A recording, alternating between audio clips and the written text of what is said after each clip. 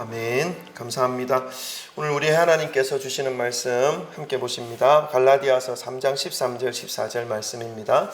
갈라디아서 3장 13절과 14절 말씀, 우리 한 목소리로 짧으니까 한 목소리로 함께 합독하겠습니다. 갈라디아서 3장 13절과 14절 다 같이 읽습니다. 시작. 그리스도께서 우리를 위하여 저주를 받은 바 되사 율법의 저주에서 우리를 속량하셨으니 기록된 바 나무에 달린 자마다 저주 아래 있는 자라 하였음이라.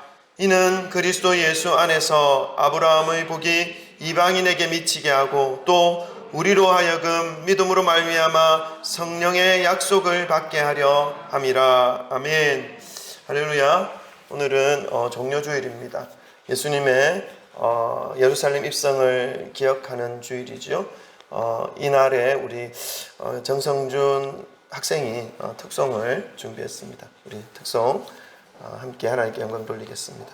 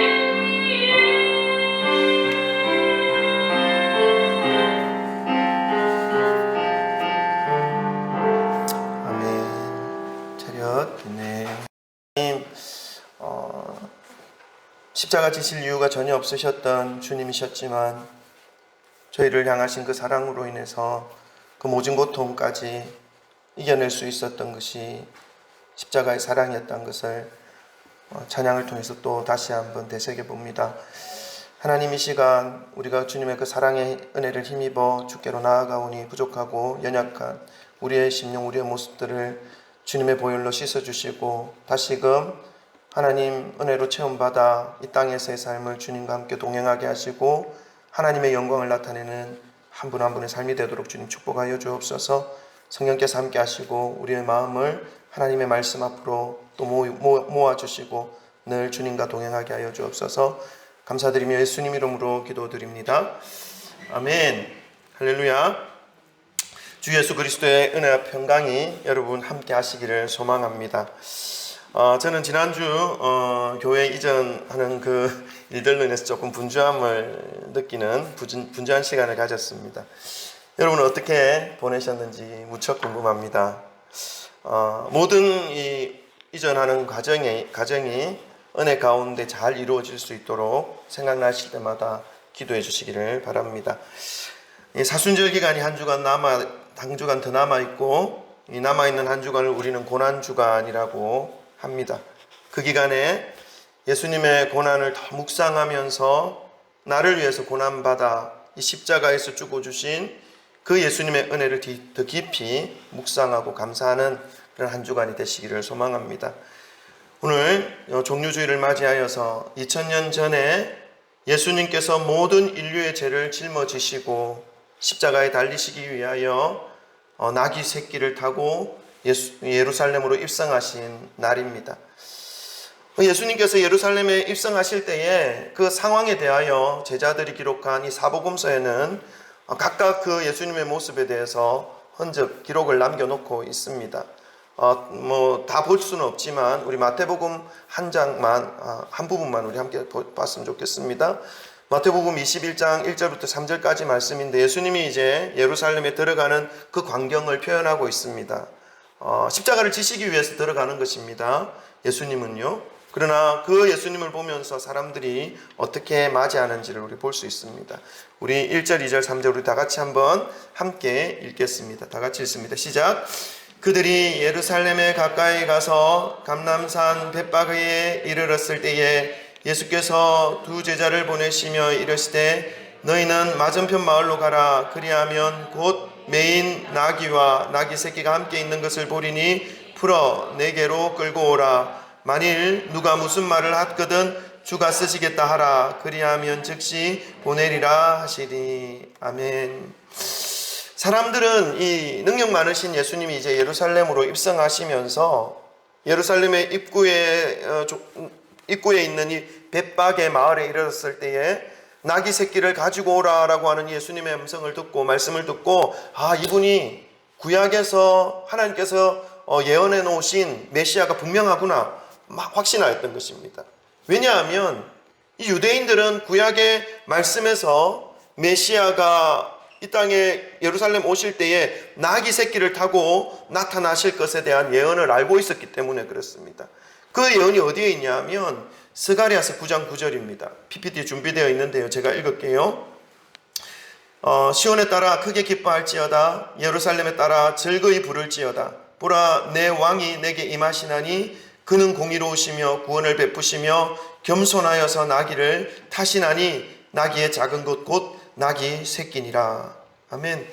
이 예수님의 이 특별한 능력, 치유와 회복의 능력에 매료되어서 많은 사람들이 예수님을 따르면서 환호하고 그리고 더 이제는 이 예수님의 능력 많으신 이 예수님이 예루살렘에 입성하여서 이 로마의 압제, 지금 이스라엘 이 예루살렘은 로마의 통치를 받고 있었기 때문에 다윗 왕국, 역사적으로 가장 찬란했던 이스라엘의 그 영광을 회복하실 정치적 메시아, 지도자, 능력의 하나님의 아들, 하나님의 사람을 지금 기대하고 고대하고 있었던 것이죠. 그런데 드디어 그 능력의 사람이 예루살렘으로 입성합니다. 그것도 구약에서 말씀하신 나귀 새끼를 타고 오겠다라고 약속하신 그 약속을 이루는 모습으로 예루살렘에 들어가는 것입니다.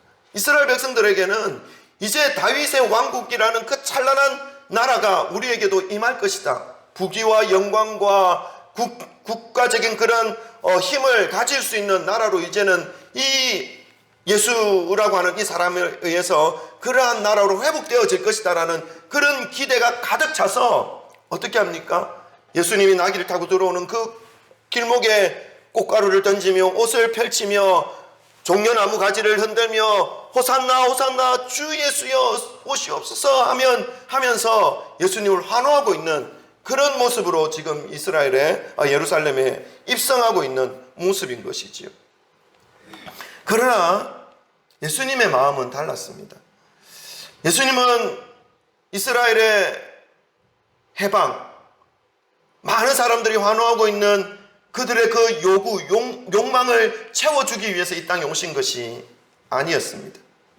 하나님의 예언을 성취하기 위해서 나귀 새끼를 타셨고 예루살렘으로 들어가셨습니다. 그리고 온 땅에 가만히 내버려두면 지옥으로 너무나 자연스럽게 들어가서 죽음의 그 영원한 죽음을 맞이할 수밖에 없는 그 인류, 한 영혼 한 영혼의 그 불쌍한 영혼들, 연약한 심령들, 그들을 하나님의 품으로 인도하기 위한 그 대속의 목적을 가지고 이 땅에 오셨던 예수님이 있었습니다.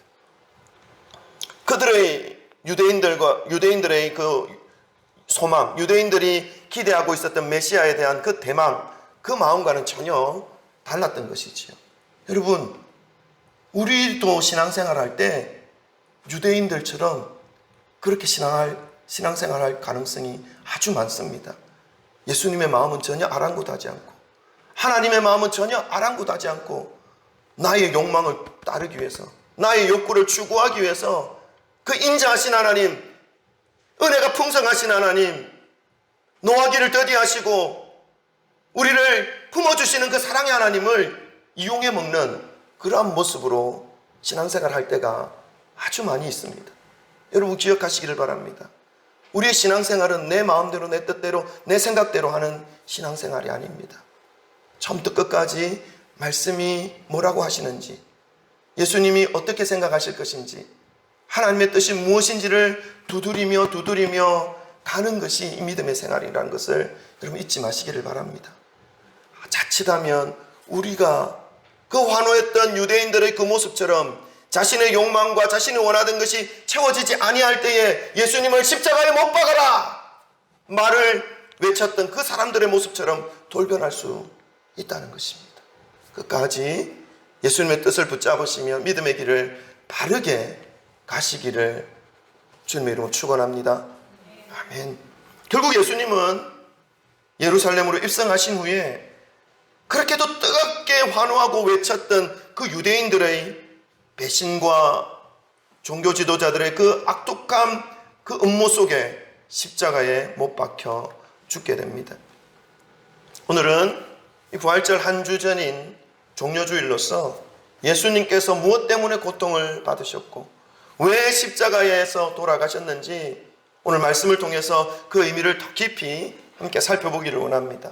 이 시간 각자의 심령 속에 성령님의 은혜가, 성령님의 그 비추어 주시는 그 진리의 빛이 임하심으로 이 말씀이 더 깊이 가슴에 새겨지시는 그러한 시간이 되기를 주님의 이름으로 축원합니다. 예수님은 우리를 저주에서 건져주시기 위해서 십자가에 죽으셨습니다. 13절 우리 함께 읽어볼까요? 오늘 본문 말씀 13절입니다.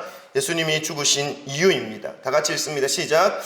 그리스도께서 우리를 위하여 저주를 받은 바 되사 율법의 저주에서 우리를 속량하셨으니 기록된 바 나무에 달린 자마다 저주 아래 있는 자라 하였음이라. 아멘. 무슨 말씀입니까? 오늘 13절을 읽어보니까 예수님의 죽으심이 우리를 율법의 저주에서 속량해 주셨다라고 말씀하고 있습니다. 여러분, 이 속량은 여러 가지 의미가 있는데 원래의 모습대로 회복시킨다라는 의미가 있습니다. 또한 대가를 지불해 준다라는 의미가 있습니다. 그러니까 우리는 원래 어떤 존재였냐면, 여러분, 저와 여러분은 하나님의 형상을 가지고 있는 존재라는 걸 알고 계셨습니까? 아직도 모르십니까? 여러분, 저와 여러분의 그 모습 속에는 하나님의 형상이 있습니다. 그 하나님의 형상을 따라서 창조되어졌다, 하나님께서 만드셨다라고 성경은 기록해 주고 있습니다. 그래서 우리의 성품과 우리의 모양은요, 성부 하나님, 성자 하나님, 성령 하나님의 그 모든 공통되는 부분, 우리 수학 배웠죠? 어릴 적에 학교 다닐 때 교집합. 합집합은 정부고 교집합. 성부 하나님, 성자 하나님, 성령 하나님의 그 교집합. 핵심적인 모습이 우리의 모습 속에 심겨져 있습니다. 믿으시길 바랍니다. 아멘. 자, 근데 이것은 파괴되었어요. 우리가 형상이 하나님의 형상으로 하나님의 형상으로 지원받았는데 파괴되었어요. 어느 만큼? 10%, 50% 절반만 파괴되었을까요? 아니요. 100%. 그래서 가만히 내버려두면 너무나 자연스럽게 선한 것을 생각하기보다는 악한 것을 생각해요. 밝은 것을 생각하기보다는 어두운 것을 생각해요. 그래서 우리를 가만히 내버려두면요, 누가 가르쳐 주지도 않았는데 거짓말을 해요. 누가 가르쳐 주지도 않았는데 폭력적으로 변해요. 누가 가르쳐 주지도 않았는데 이상한 것들을 따라해요. 이게 우리의 본성이 지금 파괴되어졌다는 증거입니다. 그런데 예수님께서 십자가에 매달려 죽으심으로 어떻게 속량해 주셨다, 우리의 원래의 모습으로 회복시켜 주셨다라고 말씀하고 있습니다. 여러분, 우리의 원래의 모습이 어떻다고요?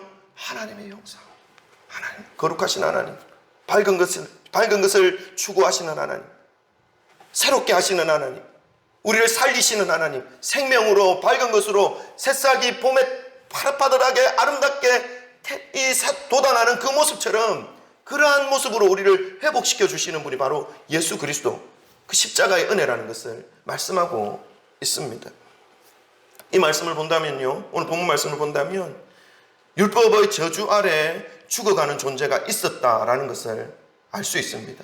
그 죽어가는 존재가 있었기에 예수님이 이 땅에 오셔서 그 존재를 속량해 주신 것이죠. 그 존재가 없었다면 예수님이 속량할 대상이 없기 때문에 아무런 이런 말씀 할 필요가 없습니다.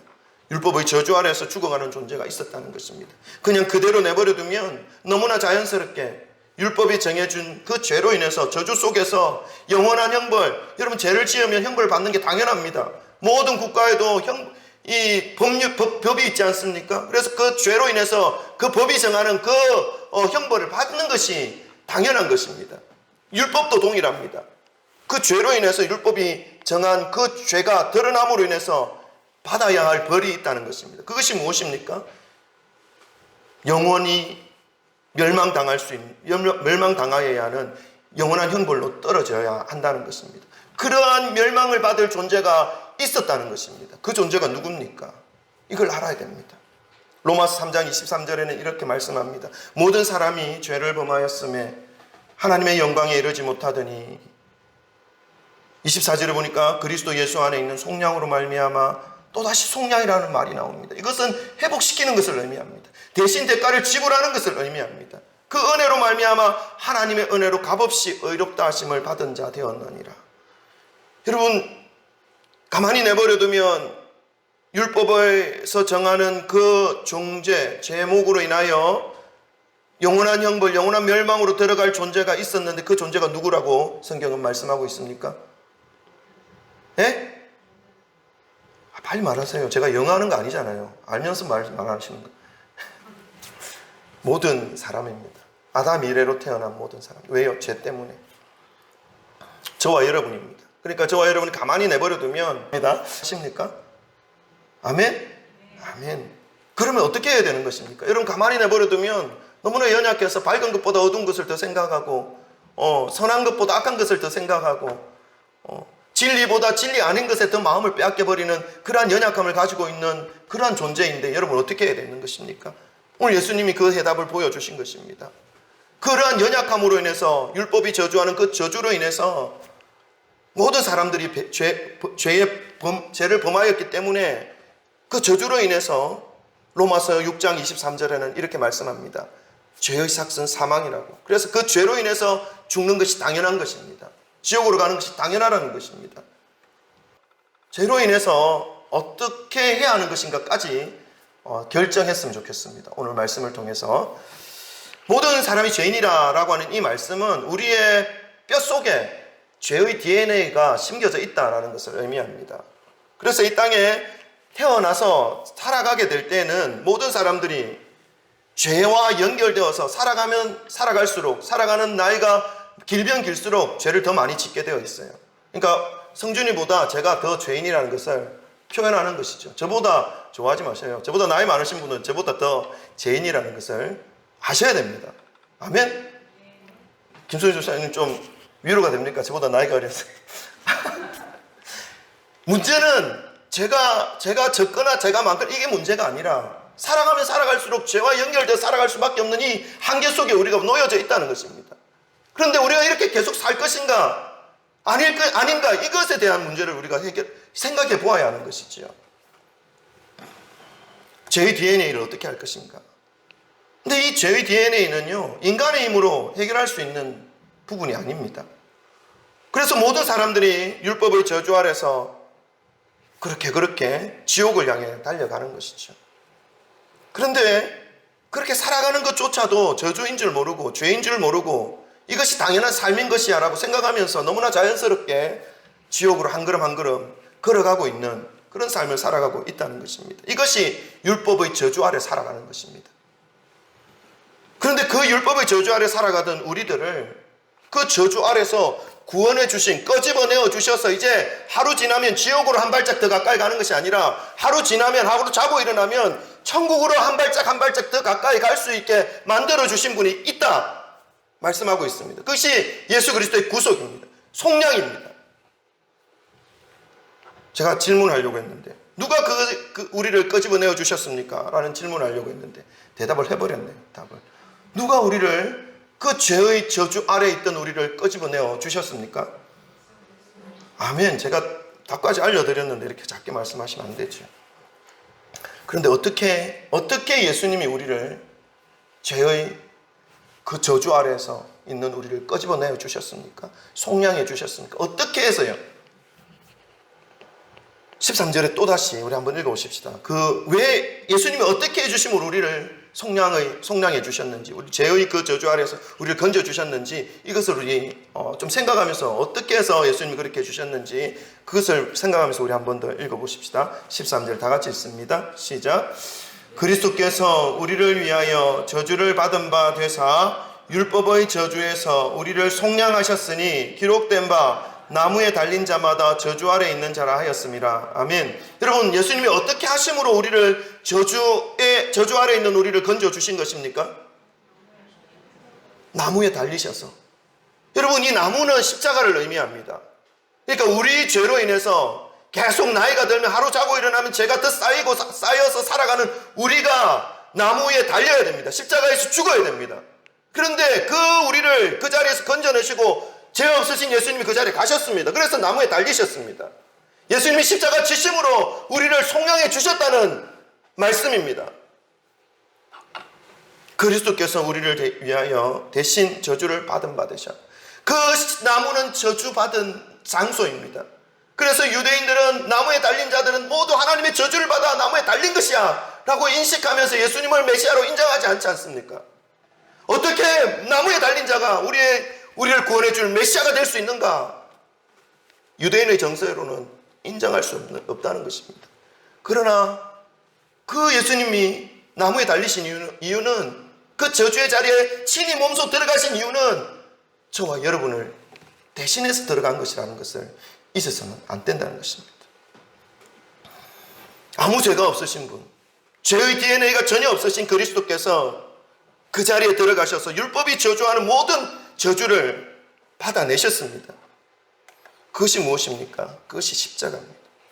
사랑하는 성도 여러분, 이 세상 그 어떤 능력 있는 사람도 죄의 DNA를 자기 속에서 빼낼 수 있는 사람은 없습니다. 의학적으로 아주 뛰어난 박사라 하더라도 그 뼈 속에 들어있는 죄의 DNA는 어떻게 할 수 없습니다. 죽이지 못합니다. 빼낼 수도 없습니다. 아무리 돈이 많은 사람이라 하더라도 자기 속에 있는 이 죄의 DNA는, 자기 아들 속에 있는 그 죄의 DNA는 가만히 내버려두면 지옥으로 갈 수밖에 없어서 빼내고 싶지만 빼낼 수 있는 사람이 아무도 없다는 것입니다. 그래서 지옥 가야 되는 것입니다. 그것이 인간의 정해진 운명입니다. 저와 여러분이 그러한 존재였다는 것입니다. 그러나 오늘 본문 말씀을 보니까 우리 속에 있는 이 죄악의 DNA를 뽑아내어 주신 분이 계신다 말씀하고 있습니다. 예수 그리스도입니다. 여러분 믿으시기 바랍니다. 아멘. 그분이 우리를 저주에서 벗어나게 해주신 것입니다. 여러분 믿으십니까? 어떻게 하심으로 우리를 죄로 인한 저주의 자리에서 벗어나게 해주셨습니까? 우리 대신 그 십자가 위에 달리심으로. 여러분 옆 사람에게 말씀해 드릴까요? 예수님께서 우리를 모든 죄의 저주에서 벗어나게 해주셨습니다. 우리 옆 사람에게 고백합시다. 시작. 아니야, 기니까 조금 못하시네. 어쨌든 의미는 다 알죠. 의미는 다 알죠. 다시 한 번 더 고백합시다. 우리 뒤에 옆에 안 계신 분은 앞뒤로. 예수님께서 나를 구원해 주셨습니다. 좀 짧습니다. 시작. 아멘. 자, 이제 저와 여러분, 나와 당신은 자유자입니다. 고백합시다. 시작. 아멘. 여러분, 이제 우리는 영원한 천국의 축복을 누릴 수 있는 사람이 된 것입니다. 저주 아래 있었던 우리가 예수님이 십자가에 매달려 죽어주심으로 어둠 속에서 살아갈 존재가 아니라 빛에 이제 속한 자로서의 삶을 살아갈 수 있는 존재가 된 것입니다. 여러분 교회 나오셨으면 이 은혜를 먼저 누리셔야 됩니다. 다른 어떤 것들을 먼저 취하고 이런 것들보다 교회 나오셨으면 예수님이 나를 위해서 십자가에 못 박혀 돌아가셨다는 이 사실 하나만으로 이것을 믿음으로 나의 삶이 이제는 어둠에 속하여 있던 창 커튼을 다 두껍게 들이치고 깜깜한 방에 홀로 남아있는 그런 삶을 살아가는 것이 아니라 이제 커튼 확 젖히고 오늘 떠오르는 저 태양은 예수님이 나를 위해서 죽어주심으로 새롭게 허락하여 주신 새 생명의 태양빛이야. 나를 위해서 존재하는 것이야. 믿으며 이제 힘있게 달려갈 수 있는 존재가 되었다는 것입니다. 여러분 그러한 믿음으로 이 믿음의 길 가시기를 바랍니다. 교회에 나오셨다면 예수님 때문에 내 삶이 이제 밝아질 것이야 라고 하는 그 믿음을 가지고 나아가야 하는 그것이 첫 번째입니다. 근데 교회에 나왔는데 여전히 예수님의 능력을 부정하고 예수님이 나를 위해 십자가에 죽었는데 여전히 두껍게 들이치고 어둠 속에서 눈물을 흘리며 침울한 삶을 살아가는 것은요 합당하지 않습니다. 예수님은 그것을 위해서 이 땅에 우리에게 오시지 않았습니다. 새로운 생명을 매일마다 공급해 주십니다. 아침에 일어나면 우리의 심장이 뛸 때 주님 감사합니다. 저에게 새 생명 주심을 감사합니다. 아멘. 태양이 딱 떠오르면 오늘 떠오르는 저 태양은 예수님이 나를 위해서 떠올려 주신 거야. 이 정도의 믿음을 가지고 있어야 되는 거 아닙니까? 아멘. 아멘. 아멘. 시우 맨 뒤에 있으니까. 혜빈. 이제 율법의 저주에서 벗어난 우리에게는 놀라운 일들이 벌어졌다라고 성경은 말씀해주고 있습니다. 우리에게 벌어진 놀라운 일들이 무엇인지 우리 14절로 한번 보십시다. 율법의 저주에서 벗어난 우리들에게, 그러니까 예수님의 십자가의 그 죽으심으로 인해서 주어진 그 은혜, 우리의 삶이 어떠한 삶 속에 어떠한 은혜가 왔는지 14절에 기록하고 있습니다. 다 같이 읽습니다. 시작. 이는 그리스도 예수 안에서 아브라함의 복이 이방인에게 미치게 하고 또 우리로 하여금 믿음으로 말미암아 성령의 약속을 받게 하려 함이라. 아멘. 예수님의 십자가 대속의 은총으로 인해서 우리에게 벌어진 놀라운 일 두 가지를 지금 본문 말씀 14절은 설명해 주고 있는데, 그 첫 번째는요, 아브라함에게 약속하신 복이 예수님의 십자가 대속의 은총으로 인해서 이방인에게 허락되어진 것을 말씀하고 있습니다. 여러분, 이 이방인에게 허락되어졌다라는 것은 이 아브라함의 복이, 하나님께서 아브라함과 약속하셨던 이 아브라함에 허락하신 이 복이 우리에게도 예수님을 믿고 예수님으로 인해서 구속의 은혜를 받았던 우리에게도 흘러오게 되었다라는 것을 설명하고 있습니다. 여러분, 이거 별거 아닌 것처럼 생각하지 마십시오. 여러분, 아브라함의 복이 어떤 것입니까? 창세기 12장 2절 3절에는 이렇게 기록하고 있습니다. 제가 읽겠습니다. 내가 너로 큰 민족을 이루고 내게 복을 주어 내 이름을 창대하게 하리니 너는 복이 될지라. 이거 우리가 매일 자녀들에게 기도해주는 기도의 제목 아닙니까? 이거 우리 자녀들에게 매일 소망하고 있는 그런 소망의 제목 아닙니까? 내가 너로 큰 민족을 이루고 내게 복을 주어 내 이름을 창대하게 하리니 너는 복이 될지라. 너를 축복하는 자에게 내가 복을 내리고 너를 저주하는 자에게 내가 저주하리니 땅의 모든 족속이 너로 말미암아 복을 얻을 것이다 하진지라. 여러분, 이 복이 예수님의 그 십자가 대속으로 인해서 이방인에게까지 흘러갔다는 것입니다. 유대인에게 있는 것이 아니라, 여러분, 이방인에게 흘러갔다는 것은 저와 여러분에게까지 흘러왔다는 것입니다. 저와 여러분이 유대인입니까? 아닙니다. 유대인을 제외한 모든 인류는 이방인입니다. 성경에서 말씀하는 이방인. 그러나 그 이방인에게까지 아브라함의 그 은혜가, 하나님이 주신 약속하신 그 축복이 예수 그리스도로 인해서 흘러오게 되었다는 것입니다. 그래서 우리도 믿음 안에 살아가게 될 때 복의 근원이 될 수 있다. 내 이름이 창대케 되어질 수 있다라고 약속하고 있습니다. 여러분, 이것은 믿으면 됩니다. 아멘. 뭐 믿는데 100만 원 내십시오 말 안 합니다. 그냥 믿으면 됩니다. 공짜예요. 근데 왜 이렇게 김승 집사님, 아멘? 아멘. 믿으시기 바랍니다. 그러니까 이 아브라함의 복이 유대인이나 이방인이나 구분할 것 없이 허락되어졌다는 것입니다. 누구 때문에요? 예수님 때문에, 십자가 때문에. 그런데 어떻게 하면 이 복을 누릴 수 있습니까? 이제 알게 되었어요. 내게도 이 아브라함의 복이 흘러오게 된다라는 것을 알게 되었어요. 그런데 어떻게 하면 이 복을 누릴 수 있는 거냐? 알아야 돼요, 여러분. 그것도 성경 말씀 기록하고 있어요. 갈라디아서 3장 9절에 이렇게 말씀합니다. 그러므로 우리 한번 같이 읽어볼까요? 갈라디아서 3장 9절. 계속 더, 3장 9절 다 같이 읽습니다. 시작. 그러므로 믿음으로 말미암은 자는 믿음이 있는 아브라함과 함께 복을 받느니라. 아멘. 여러분, 예수님의 십자가를 지심으로 인해 허락되어진 이 아브라함의 복은 믿음 안에서 받을 수 있다 말씀하고 있습니다. 이 믿음이 무엇일까 하는 것이죠. 내가 부자가 될 것이야, 나는 잘 될 것이야, 나는 축복의 씨앗이 될 것이야 라고 하는 자기 이 주문이 아니라 예수 그리스도의 십자가의 구속의 은혜로 내가 죄인의 자리에서 벗어난 존재가 되었다라는 것을 믿는 믿음입니다. 예수 그리스도의 십자가로 인해서 내가 죄인의 자리에서 이제 벗어나 하나님의 아들의 자리로, 하나님의 딸의 자리로, 자녀의 자리로 이제 옮겨진 존재다라고 하는 것을 믿는 그 믿음을 의미하는 것입니다. 사랑하는 성도 여러분, 교회를 다니시면서 믿음이라는 것을 조금씩 깨달아 가게 되고 말씀을 좀 알아가면요, 우리는 이 믿음, 예수 그리스도가 나를 율법의 저주에서 건져주셔서 이제 나는 죄악의 고리, 사단의 올무의 목줄에 매여 살아갈 존재가 아니라 은혜 속에서, 축복 속에서 하나님의 자녀로 살아가게 된다라는 것을 믿는 믿음이 그 심령 속에 들어가 있어야 되는 것입니다. 그 믿음을 받기를 소망하시길 바랍니다. 그 믿음이 들어가면요, 아브라함의 축복이 자연스럽게 내 삶 가운데 흘러오게 되어 있어요. 그리고 내 삶 가운데 흘러온 그 자연스러운 아브라함의 축복이 나의 자녀에게로 흘러가게 되어 있습니다. 그런데 하염없이 돈을 추구하고 하염없이 명예를 추구하고 하염없이 세상 앞에서 손을 비벼서 내가 원하는 것을 얻어보려고 하면요, 더 비참해져요. 여러분, 아직 비참해 보신 적 없습니까? 저는 몇 번 경험했어요. 그냥 하나님 앞에 나오면요, 비참해지지 않아요. 존귀해져요. 하나님 존귀에 만들어져요. 그리고 자녀들에게까지 그 은혜를 흘려보내어 주셔요. 그러한 은혜를 누리시기를 바랍니다. 아멘. 그렇게 믿음으로 살아가는 그 사람에게 하나님께서 예수 그리스도로 인해서 허락되어진 이 아브라함의 축복을 흘려보내어 주시겠다 약속하고 있습니다. 아브라함의 축복이 너무나 자연스럽게 하나님의 은혜 속에서 그 가정에, 그리고 그 개인의 삶에 흘러가게 되어진다 약속하고 있습니다. 그런데 우리가 이 믿음을 붙잡을 때 조심해야 될 게 있습니다. 어떤 거냐면, 예수님이 십자가에 달려 죽어주심으로 내가 우리를 율법의 저주에서 벗어나게 해주셨다. 그래서 이제는 내가 하나님과 함께 살아가는 존재가 되었다라는 이 믿음이 아니라, 예수님을 믿으면 축복받는다, 예수님을 믿으면 만사형통하다, 예수님을 믿으면 좋은 대학, 좋은 직장 간다, 이렇게 사람들이 그러한 자신의 욕망을 채우는 수단으로 믿음을 이용하려고 하는 그런 모습들이 아주 많이 있습니다. 우리 이거 조심해야 됩니다.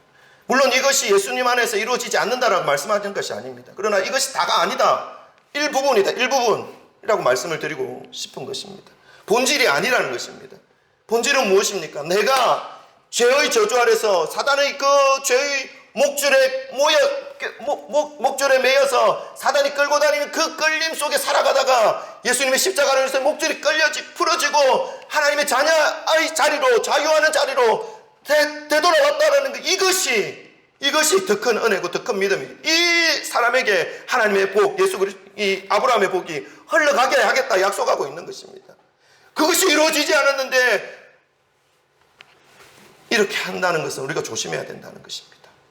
이런 모습은요, 불교에도 있고 힌두교에도 있고 샤머니즘에도 있어요. 교회는, 예수님은 우리의 믿음, 기도 그런 게 아니잖아요. 예수님을 따르는 거잖아요. 이것이 믿음이라면 지금 가난하고 병들고 아프고 약하고 힘없고 좋은 대학 못 들어가고 좋은 직장 못 들어가는 사람들은 예수님 잘못 믿은 것이라고 생각할 수가 있어요. 그건 아니죠.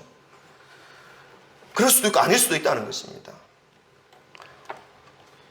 근데 간혹 교회들을 제가 말씀을 전하시는 목사님들의 설교를 가끔 들어보면 가난한 것은 성령을 못 받았기 때문에 가난하다라고 말씀하는 분들이 의외로 많아요. 성령 받으면 다 부자 된다라고 말씀하는 분들이 의외로 많습니다. 이 시간 그런 말씀하는 시간이 아니기 때문에 그냥 넘어가겠습니다. 여러분, 믿음은요, 예수 그리스도입니다. 이미 우리는 예수 그리스도로 인해서 부유한 자가 되었습니다. 풍성한 자가 되었습니다. 부족함이 없는 자가 되었습니다.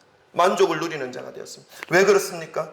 예수 그리스도의 십자가의 대속의 은혜로 인해서 저주의 자리에서 벗어난 존재들이 이제 하나님의 은혜로 허락해 주신 아브라함의 축복을 약속으로 받았기 때문에 그렇습니다. 이것이 바로 예수께서 우리를 율법의 저주로부터 구원해 주셨을 때 일어나는 놀라운 변화입니다. 약속입니다, 여러분. 하나님의 축복은요, 약속으로 주어집니다. 이것이 왜 중요하냐면, 여러분, 수표예요, 수표. 엄이에요, 또 경제활동 잘 못하시는 분들은 좀 이해를 못하겠는데, 수표는 바로 현금이 되지 않지 않습니까? 한 2, 3일 지나야 되고, 엄은 몇 개, 한 달이면 2달이면 지나야 그 약속이 이루어지는 보증수표라는 거예요. 하나님의 약속은 그 약속을 믿는 자에게 이루어질 것을 보증하고 있다는 것입니다. 그것을 믿느냐, 붙잡느냐, 붙잡지 않느냐, 이것의 문제이지요. 여러분, 하나님의 약속의 말씀을 붙잡기를 바랍니다. 아멘. 이제 그 약속으로 인해서 믿음 위에서 약속을 붙잡고 믿고 살아가는 자녀들에게 하나님의 복이 이제 흘러가게 되어 있습니다. 자자손손에게 흘러가게 되어 있다는 것을 말씀하고 있습니다. 두 번째입니다. 예수님의 십자가 은총으로 인해서 우리에게 벌어진 놀라운 일들, 그 중에 두 번째, 첫 번째는 뭐라고요? 아브라함의 복이 우리에게까지 흘러오게 되었다. 두 번째는요, 14절 한 번 더 읽어보십시다. 14절 다 같이 읽습니다. 시작. 이는 그리스도 예수 안에서 아브라함의 복이 이방인에게 미치게 하고 또 우리로 하여금 믿음으로 말미암아 성령의 약속을 받게 하려 함이라. 아멘. 여러분, 우리가 두 번째 우리에게 허락하신 그 놀라운 변화, 그것은 성령을 받는 것인데, 우리가 성령을 받게 되면 우리에게 나타나는 가장 확실한 증거가 하나 있습니다. 그것이 무엇이겠습니까? 방언, 예언, 은사, 그럴 수도 있습니다. 그런데요, 여러분, 그것보다 더 먼저 나타나는 확실한 증거가 있습니다. 그것은 예수 그리스도를 알게 되는 것입니다. 왜냐하면 성령님이 곧 예수 그리스도이기 때문에 그렇습니다. 그러니까 성령을 받았다고 할 때에 가장 먼저 나타나는 확실한 증거는 예수 그리스도를 아는 것인데, 그 아는 것은요, 성품으로 나타나게 되어 있습니다.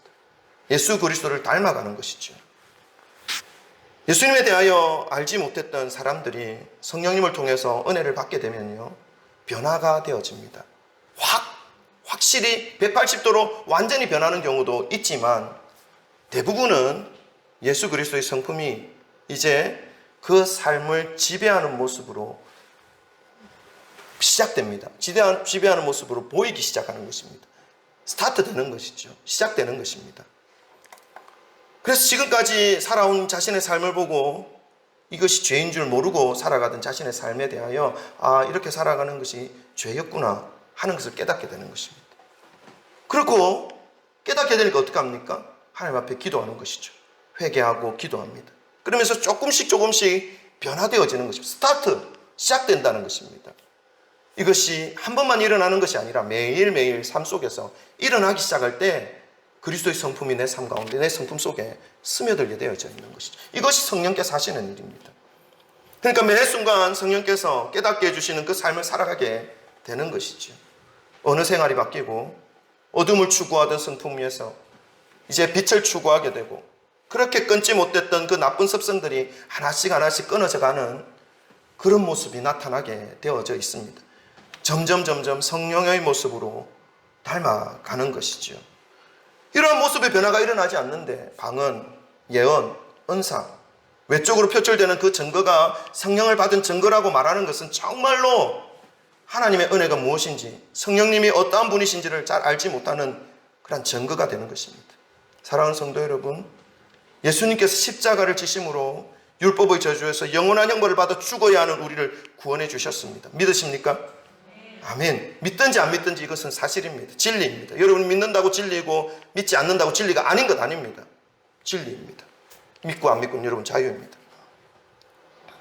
그런데 우리가 예수님의 구속의 은총으로 인해서 율법의 저주의 자리에서 구원이 되었다는 이 사실로 인해서 우리에게는 놀라운 일들이 벌어졌습니다. 두 가지를 설명했는데 오늘 아브라함의 축복이 우리에게 흘러온 것과 성령님을 우리에게 약속해 주시는 것, 성령님께서 우리에게 오신 것입니다. 여러분 마무리하겠습니다. 예수님께서 십자가 위에서 우리를 꽁꽁 휘감고 있었던 율법의 저주, 죄의 저주를 풀어주셨다라고 하는 이 사실과 아브라함의 축복이 우리에게 허락되어졌다는 것, 이 사실과 그리고 약속하신 성령님이 우리에게 임하셨다라고 하는 이 사실은 우리의 삶에 있어서 일생일대에 엄청나게 중요한 일들입니다. 십자가의 대속의 은혜를 받은 자는 이제 더 이상 율법의 저주 아래서 살아갈 수 없기 때문입니다. 그리고 동시에 예수님께서 나를 위해서 십자가에 죽으심으로 내가 생명의 삶으로 회복되었다는 것을 믿는 그 믿음 위에 하나님께서 약속해 주신 아브라함의 축복이 흘러오게 되어 있기 때문에 그렇습니다. 이 놀라운 아브라함의 축복이 흘러온과 동시에 하나님의 영이신 예수 그리스도의 영이신 성령님께서 임하여 주심으로 십자가의 대속의 은혜를 가슴 가득 품고 이 땅에서 그리스도의 형상을 회복하여 살아갈 수 있도록 매 순간마다 성령께서 인도해 주시기 때문에 우리의 일생일대에 아주 중요한 그러한 사건이 될 수 있습니다.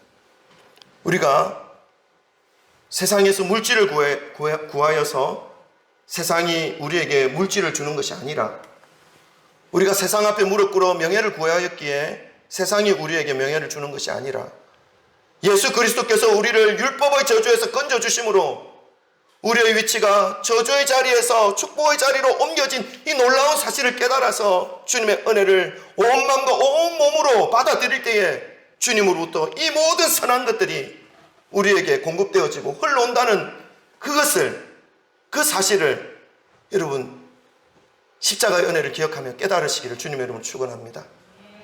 이 모든 믿음의 과정을 지금도 약속하신 성령께서 저와 여러분의 삶을 지키고 계시고 인도하고 계시는 그 인도하심으로 인해서 주님의 자녀로서 모든 필요를 하나님으로부터 채움받고 또한 존귀한 삶을 살아가게 하신다는 것, 하나님께서 행하여 주신다는 것을 우리는 잊어서는 안 된다는 것입니다. 그래서 우리는 쉬지 않고 끊임없이 해야 하는 것이 있습니다. 그것이 무엇입니까? 그리스도를 추구하는 것입니다. 예수 그리스도 앞에 나아가는 것을 쉬어서는 안 된다는 것입니다. 여러분, 사단이 우리에게 어둠의 생각을 불어넣어 줍니다. 우리의 마음에 우리의 생각으로 내 삶을 내 마음대로 살아간다라고 생각하면 그것이 당연한 일반적인 사람들의 생각이죠. 내가 생각하고 내가 원하는 대로 나의 삶을 살아갈 거야 이렇게 생각합니다. 근데 그 생각을 누가 지배하느냐 하는 것입니다. 대부분은요 사단이 지배합니다. 세상의 근심과 세상의 물질로 우리의 생각을 지배하는 것이죠. 그러니까 생각하는 것이 하나님과 분리되어서 생각되어져 있는 것입니다. 이것을 이제는 하나님과 연결하는 것입니다. 내 생각을. 그렇게 하면요 하나님의 은혜와 복이 내 삶 가운데 흘러오게 되어 있습니다. 내가 받기 싫다 해도 흘러오게 되어 있습니다. 여러분 파도가 흘러오는데 몰아치는데 파도를 안 맞을 방법이 있습니까? 파도는 주체할 수가 없어요. 감당할 수가 없어요. 내 힘으로 어떻게 할 수가 없어요. 오는 거예요. 우리가 어떻게 할 때요? 내 생각을 하나님께 연결시킬 때. 아멘. 믿음으로 십자가 앞에 설 때에. 그래서 악한 생각, 사단이 주는 그 악한 생각이 들어올 때 내가 이 악한 생각을 끊을 거야. 안 돼! 끊을 거야. 바늘로 찌르고 송곳으로 찔러서 이길 수 있는 게 아니에요, 여러분. 진다니까. 어떻게 하면 이깁니까? 말했잖아요. 예수님께 나가는 거. 그 생각 들 때 예수님께 가는 거. 그 생각 들 때 예수님께 쫓아가는 거. 그러면 이기게 돼 있어요. 영적 전쟁의 승리의 비결은 예수 그리스도예요. 아멘? 아멘. 예수님이 걸어가셔야만 했던 그 고난의 길, 십자가의 길, 그 길은 고난으로 포장된 영광의 길이었습니다. 부활의 영광으로 예수님은 다시 사셨습니다. 나를 위해서 생명의 길을 열어주시기 위해 걸어가신 예수님의 그 사랑의 길이 바로 그 십자가의 길이었습니다. 예수님이 걸어가신 그 영광과 사랑의 길을 저와 여러분도 함께 걸어가시기를 주님의 이름으로 축원합니다. 내일부터 시작되는 고난주간 더욱더 겸손하게 경건하게 주님으로 가슴 가득 담아 살아가시기를 간절히 축원드립니다. 기도하겠습니다.